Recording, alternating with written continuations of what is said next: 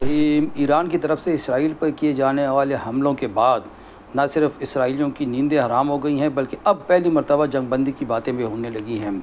میں ہوں آصف نثار غیاثی اور آپ میرے یوٹیوب چینل پر میرے ساتھ ہیں۔ گزارش ہے کہ چینل کو لائک سبسکرائب ضرور کیجیے گا۔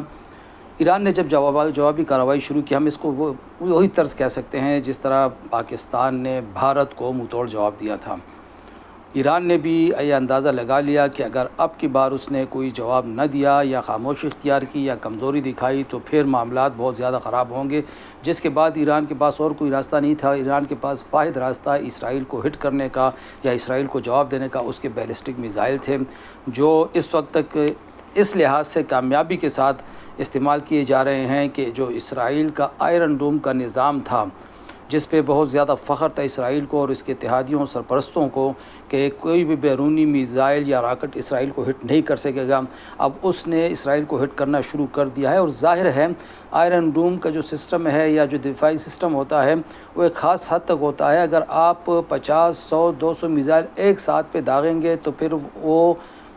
وہ نظام تقریباً کام کرنا چھوڑ دیتا ہے۔ ویسے بھی اس نظام کی عام طور پر خصوصیت 10-20% رہتی ہے، لیکن اب جب ایران ایک ساتھ میں 100، 200 میزائل داغ رہا ہے تو اب اسرائیل کی ٹھکائی شروع ہو چکی ہے، ایک حد تک ہم کہہ سکتے ہیں۔ اور یہی وجہ ہے کہ اب امریکی صدر ٹرمپ بھی جنگ بندی کی باتیں کرنے لگے ہیں، اور ان کا جو آج کا بیان ہے بڑا تفصیلی ایک ان کا جو سوشل میڈیا پہ ان کا بیان جاری ہوا ہے، اس میں انہوں نے کہا ہے کہ جس طرح میں نے پاکستان اور ہندوستان کے درمیان جنگ بندی کرائی تھی، خواہش ہے کہ ان دونوں ممالک کی بھی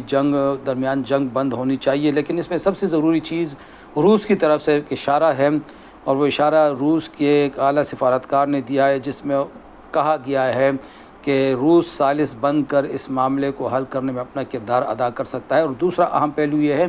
کہ ڈونلڈ ٹرمپ نے بھی روس کی ثالثی قبول کرنے کا عندیہ دیتے ہوئے کہا ہے کہ اگر روس آگے بڑھ کر کوئی کردار ادا کرنا چاہتا ہے تو ہمیں کوئی اعتراض نہیں ہوگا اور ہم اس کو خوش آمدید کہیں گے۔ تازہ ترین جو ایران ابھی بھی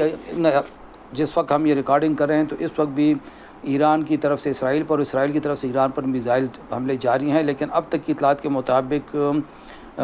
کم از کم 15 سے زیادہ اسرائیلی مارے جا چکے ہیں، جبکہ ایران نے اپنے 128 شہریوں کی ہلاکت کی تصدیق کی ہے۔ ایران نے یہ بھی واضح کیا ہے کہ اگر اسرائیل باز نہیں آتا تو مزید سخت کارروائی کی جائے گی۔ اسی دوران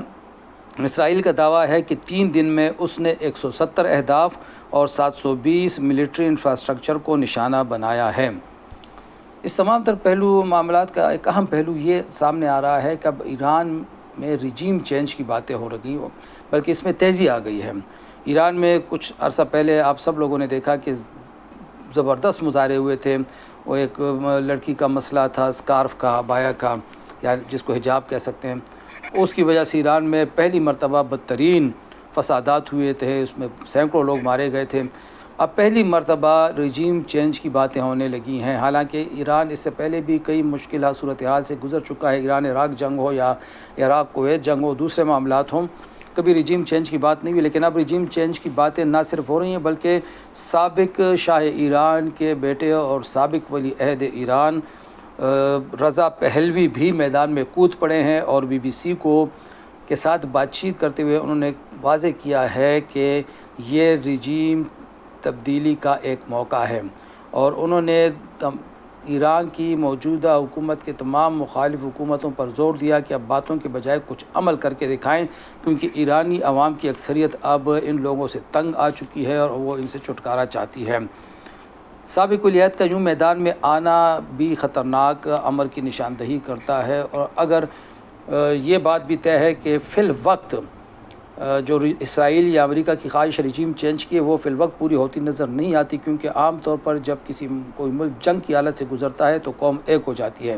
اب یہ ایران کی اپوزیشن کا کمال ہوگا کہ وہ ان حالات کو اپنے حق میں کیسے استعمال کرتی ہے، لیکن یہ بھی حقیقت ہے کہ اگر اسرائیل کو بھرپور جواب دیتے دیتے ایران کا زیادہ نقصان ہو گیا تو پھر ایرانی حکومت بیک فٹ پہ جا سکتی ہے۔ اور سب سے بڑی بات یہ ہے کہ ایران نے تمام تر دعووں کے باوجود ابھی تک وہ ایٹمی دھماکہ نہیں کیا، جس کے حوالے سے اس کے حامی عناصر گزشتہ کی دنوں سے خبریں پھیلا رہے تھے کہ ایران عنقریب ایٹمی دھماکہ کرنے والا ہے۔ اس کا مطلب ہے کہ ایران ابھی ایٹمی دھماکے کی منزل سے کافی دور ہے، اور ہمیں یہ یاد رکھنا چاہیے کہ ایران کو اس حالت تک پہنچانے میں، یعنی اس قابل کرنے میں کہ وہ اب دعوے کر سکے کہ میں ایٹمی دھماکہ کر سکتا ہوں۔ پاکستان کا بنیادی کردار تھا، لیکن ایران نے اس کا صلہ جس طرح دیا تھا اس پھر کسی ولاگ میں ہم بات چیت کریں گے۔ لیکن یہ بات طے ہے کہ ایران نے جو بھرپور جوابی کارروائی شروع کی ہے، اس سے اب اسرائیل کھنڈر بنتا جا رہا ہے۔ وہ اسرائیل جس نے غزہ کو کھنڈر بنایا تھا، اب وہ خود کھنڈر بنتا جا رہا ہے، اور یہی اس معاملے کا اہم پہلو ہے۔ دیکھنا یہ ہے کہ اگلے چند دن میں فریقین کس نتیجے پہ پہنچتے ہیں اور جنگ بندی کی کوششوں میں کس حد تک اور کیسے اور کیوں کر کامیابی حاصل ہوتی ہے۔ خدا حافظ۔